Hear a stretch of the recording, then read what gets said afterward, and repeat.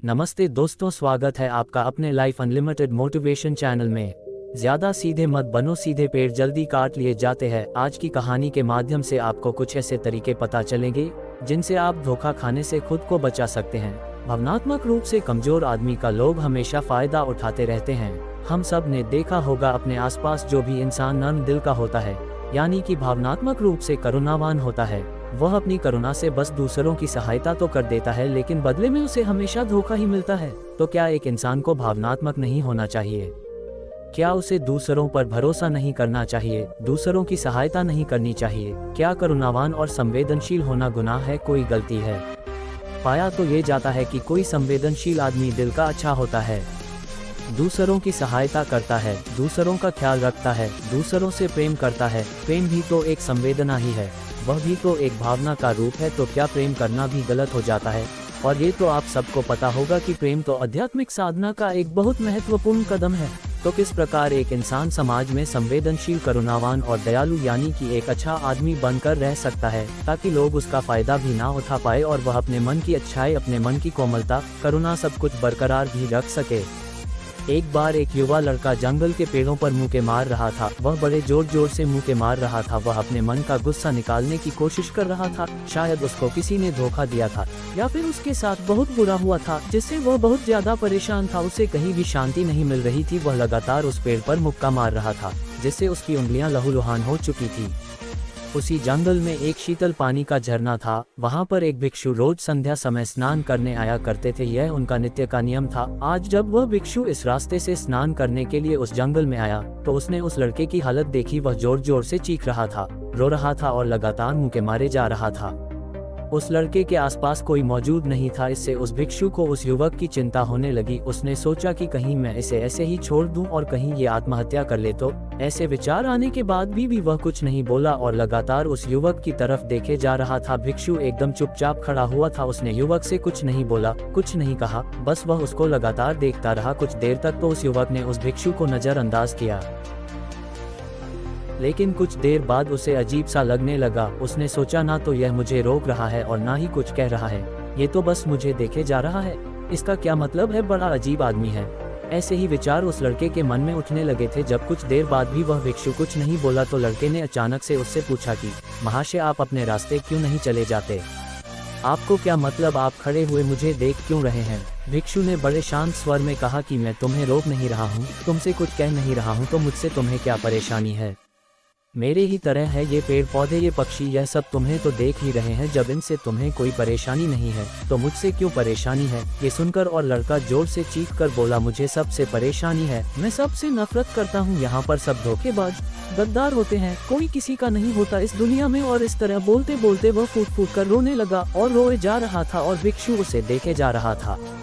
वो उसे चुप करने की कोशिश भी नहीं कर रहा था। ये बात तो उस लड़के को और ज्यादा अजीब लगी। अब रोना छोड़कर उस लड़के ने सीधे खड़े होकर उस भिक्षु से कहा, बड़े अजीब आदमी हैं आप। आपके सामने कोई इंसान रो रहा है, दुखी है, परेशान है, और आप उसे चुप भी नहीं कर सकते। आपके मन में बिल्कुल भी संवेदना नहीं है। बड़े अजीब और कठोर हृदय वाले साधु हैं आप। आपको अपने साधु होने पर खेद होना चाहिए। और ऐसे ही ना जाने क्या क्या जली कटी बातें वो युवक उस भिक्षु को सुनाने लगा। कुछ देर बाद जब युवक की सारी भड़ास निकल चुकी थी, तब भिक्षु ने बड़े ही शांत स्वर में कहा कि आज मैं तुम्हें कंधा दे सकता हूँ, तुम्हारे आंसू पोंछ सकता हूँ, लेकिन इससे तुम्हारी समस्या का समाधान नहीं होगा। कुछ देर के लिए तुम्हारा मन बहल जाएगा, बस उसके बाद वही जिंदगी, वही लोग जो तुम्हें आज कंधा देने के लिए भी तुम्हारे पास नहीं है। फिर से तुम उसी जिंदगी में लौट जाओगे। कोई तुम्हें धोखा देगा, कोई तुम्हारा फायदा उठाएगा, और तुम अपने मन को ऐसे ही तकलीफ पहुंचाते रहोगे। तो आंसू पोंछने की बजाय तुम्हें मुझसे कुछ ज्ञान की बातें लेना चाहिए, जिससे तुम्हें जीवन में कोई भी धोखा ना दे सके, तुम्हारी अच्छाई का कोई भी फायदा ना उठा सके। याद रखना, आंसू पोंछने वाले तो तुम्हें बहुत मिल जाएंगे, लेकिन ज्ञान और सही समझ देने वाला कभी कभी कोई इंसान मिलता है। भिक्षु ने उसे बताया कि मैं पास ही के झरने में स्नान करने के लिए जा रहा हूँ। बड़ा ही शीतल पानी है वहाँ का। अगर तुम चाहो तो तुम भी मेरे साथ चल सकते हो। यहाँ पर अकेले परेशान होने से अच्छा है कि तुम झरने की शीतल पानी में स्नान करो, जिससे तुम्हारा दिमाग, मन, मस्तिष्क और तुम्हारा शरीर सब कुछ पवित्र हो जाएगा। ये सुनकर वो लड़का उस भिक्षु के पीछे पीछे हो लिया। जंगल के बीचों बीच रास्ता झरने की तरफ जाता था। जंगल में सन्नाटा छाया हुआ था।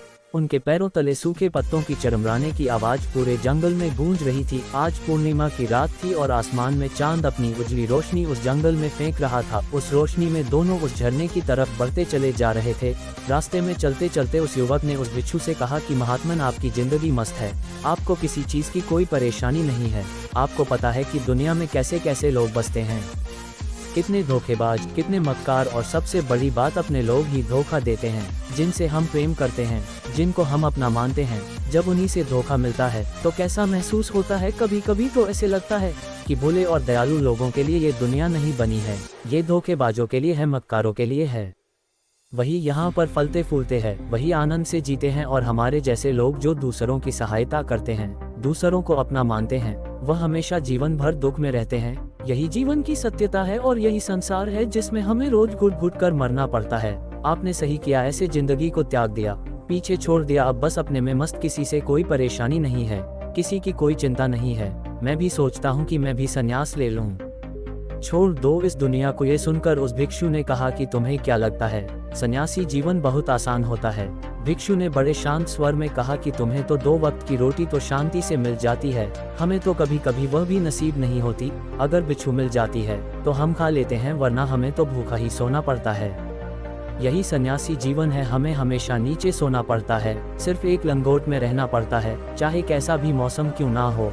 तो ये सब तुम्हें आसान लगता है तो तुम भी सन्यासी बन जाओ। युवक ने कहा कि आप कहते तो ठीक ही हैं, संघर्ष तो दोनों तरफ है, सांसारिक जीवन में भी और सन्यासी जीवन में भी। वैसे सांसारिक जीवन भी अच्छा है, लेकिन तब तक जब तक घर परिवार में सुख शांति बनी रहे, धोखा ना मिले, हमारे लोग हमारा फायदा ना उठाएं, हमसे झूठ ना बोले, हमें धोखा ना दे, तब तो जीवन जीने का आनंद होता है, वरना तो जीवन नर्क हो जाता है।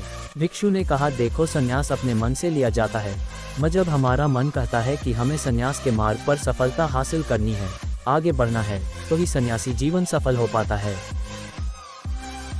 लेकिन तुम अपने घर से परेशान होकर, दूसरे लोगों से परेशान होकर सन्यासी बनना चाहते हो तो तुम्हारा सन्यासी जीवन भी कभी सफल नहीं होगा। इससे अच्छा तो तुम सांसारिक जीवन में अगर कुछ तरीके, कुछ नियम अपनाओ तो दूसरे लोग तुम्हें धोखा नहीं दे पाएंगे। सबसे पहले तो यह समझो कि धोखा उन्हें ही मिलता है जो भावनात्मक रूप से कमजोर होते हैं, जिनका दिल जल्दी पिघल जाता है, जो दूसरों को दुख में नहीं देख पाते। ऐसे लोगों के साथ धोखे होने की संभावना ज्यादा होती है, क्योंकि कोई भी आदमी अपनी परेशानी बताकर, अपने को दुख में बताकर तुम्हारा फायदा उठा सकता है। क्या पता वह झूठ बोल रहा हो, वह दुखी होने का अभिनय कर रहा हो, लेकिन आपको तो सच ही लगेगा। और उसके बाद कुछ समय बाद आपको पता चलता है कि आपके साथ धोखा हो गया। उसके बाद आपका मन अंदर से टूट जाता है।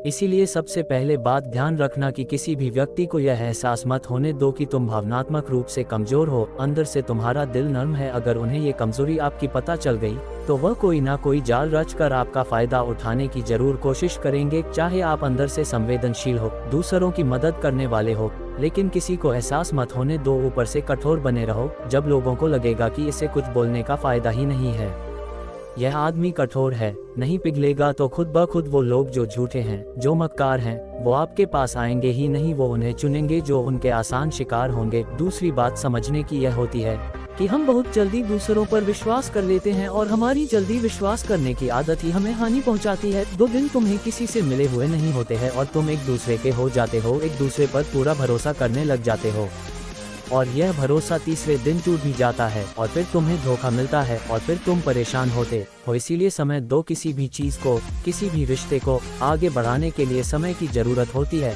समय के साथ तुम्हें सामने वाले इंसान की अच्छाई और बुराई पता चलती है, तब तुम्हें पूर्ण रूप से पता चलता है कि इंसान वास्तव में कैसा है, अच्छा है या बुरा है, और वह कुछ समय देने के बाद ही होता है। इसीलिए जल्दी किसी पर विश्वास मत करो।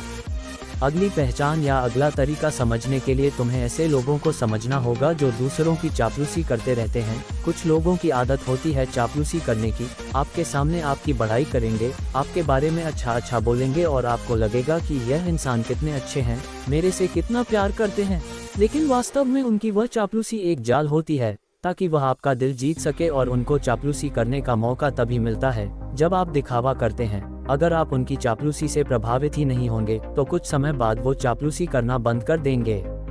इसीलिए किसी के सामने दिखावा मत करो, वरना आप तो आकर्षण के केंद्र बन जाते हो। लोगों को लगता है कि शायद इसके पास बहुत ज्यादा धन संपदा है, इसीलिए इतना दिखावा कर रहा है। और इसी वजह से जो लोग आपका फायदा उठाना चाहेंगे वो आपके करीब आने की कोशिश करेंगे, आपके चापलूसी करने की कोशिश करेंगे। अगला नियम बताते हुए भिक्षु ने झरने की तरफ इशारा किया। वो झरने के पास पहुंच चुके थे। युवक को भी एहसास हो चुका था क्योंकि वहां पर ठंडी ठंडी हवा चल रही थी।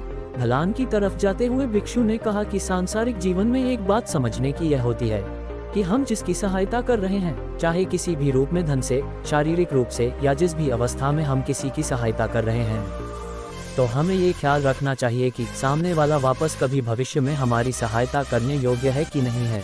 अगर किसी को पैसा उधार दे रहे हो तो यह समझो कि उसके पास आय का कोई साधन है कि नहीं है। कल भविष्य में वह तुम्हें वापस कर पाएगा कि नहीं कर पाएगा। अगर वह नहीं करेगा तो तुम्हें तकलीफ होगी, तुम्हें दुख होगा। ऐसे तो इंसान करुणावश भिखारियों को भी भीख देता है, लेकिन वह गलत नहीं है, क्योंकि जो भी पैसा अपने सामने वाले को दिया है उससे आपके ऊपर कोई ज्यादा प्रभाव नहीं पड़ेगा। अगर वह आपको वापस भी नहीं लौटाएगा तो अगर किसी ऐसे इंसान को पैसा देना है जो कभी वापस नहीं लौटा पाएगा तो उतना ही देना जिससे तुम्हारे ऊपर ज्यादा दबाव न बने। अगर वो वापस भी न लौटाए तो तुम्हें ज्यादा दुख न पहुँचे। अब तक वो दोनों झरने पर पहुँच चुके थे। दोनों ने अपने कपड़े उतारे और उस झरने के शीतल पानी में कूद पड़े। पानी बाहर ठंडा था। उन दोनों की सारी थकान, सारी उदासी पल भर में ही दूर हो गई। स्नान कर लेने के बाद दोनों एक पेड़ के नीचे उस झरने के सामने बैठकर बातें करने लगे। भिक्षु ने उसे आगे समझाते हुए कहा कि शुरुआत में लोगों को नजरअंदाज करना सीखो। जब तुम किसी को शुरुआत में नजरअंदाज करते हो तो जो भी लोग किसी लालच की वजह से तुम्हारे पास प्रभावित हो रहे थे उनकी छटनी हो जाएगी। जब तुम उनको नजरअंदाज करोगे तब को 1-2 बार लोग तुम्हारे पास आने की कोशिश करेंगे।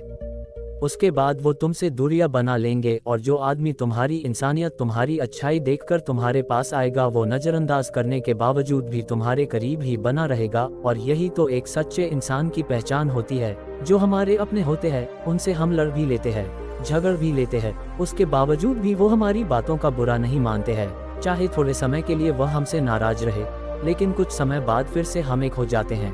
और यही तो घर परिवार का मतलब होता है, यही तो अपनों का मतलब होता है। इसीलिए शुरुआत में अनजान लोगों को नजरअंदाज करना सीखो, इग्नोर करना सीखो, ताकि धोखेबाज मक्कार लोग तुम्हारे करीब ही ना आ पाएं। अपने इस वार्तालाप को खत्म करते हुए भिक्षु ने अपनी आखिरी बात बताते हुए कहा कि ये आखिरी सीख सबसे ज्यादा महत्वपूर्ण है। सब कुछ होने बाद भी तुम्हें धोखे मिल सकते हैं, लेकिन तुम अगर अपने आँख और कान और अपना दिमाग खोलकर रखते हो, अगर तुम होश में रहोगे, ध्यान करोगे, तो तुम्हें इंसान की आंखें देखते ही समझ में आ जाएगा कि उसे तुमसे क्या चाहिए। तुम उसकी इच्छा और उसका स्वभाव उसकी आंखों में ही पढ़ सकते हो। लोगों की आंखों में, उनकी वाणी में, उनके स्वभाव में, उनका सब कुछ दिखाई देता है। बस हम ही अपनी आंखें मूंद कर रहते हैं। दूसरे लोगों से जानो, उसके रिश्तेदारों से जानो, उसके परिवार वालों से जानो कि वह इंसान कैसा है, दूसरों के साथ उसका व्यवहार कैसा है, उसकी पड़ताल करो। जब किसी पर विश्वास करो, ऐसे ही किसी पर विश्वास मत कर लेना। अपनी पूरी संतुष्टि करना। अगर तुम किसी के साथ लंबे समय तक भरोसा करना चाहते हो, किसी के साथ कोई संबंध बनाना चाहते हो, कोई दोस्ती करना चाहते हो या किसी की मदद करना चाहते हो, तो इन सभी परिस्थितियों तुम्हें ये जरूर पता होना चाहिए कि दूसरे लोग उस इंसान के बारे में क्या सोच रखते हैं। इसके बाद तुम जीवन में कभी भी धोखा नहीं खाओगे और तुम्हें कभी भी धोखे की वजह से पछताना नहीं पड़ेगा। इसी तरह की बातें करते हुए भिक्षु और वो लड़का दोनों जंगल से बाहर आ गए, अपने अपने घर को चले गए। दोस्तों, कभी भी किसी पर भी भरोसा करने से पहले उसके बारे में अच्छे से समझो, जानो, समय दो, फिर भरोसा करो। आपको ये कहानी कैसी लगी कमेंट करके जरूर बताओ और ऐसी ही नई और इंस्पिरेशनल स्टोरीज के लिए हमारे चैनल को सब्सक्राइब करके बेल आइकॉन को प्रेस कर दीजिए ताकि अगली कहानी का नोटिफिकेशन आपको सबसे पहले मिल जाएगा। धन्यवाद।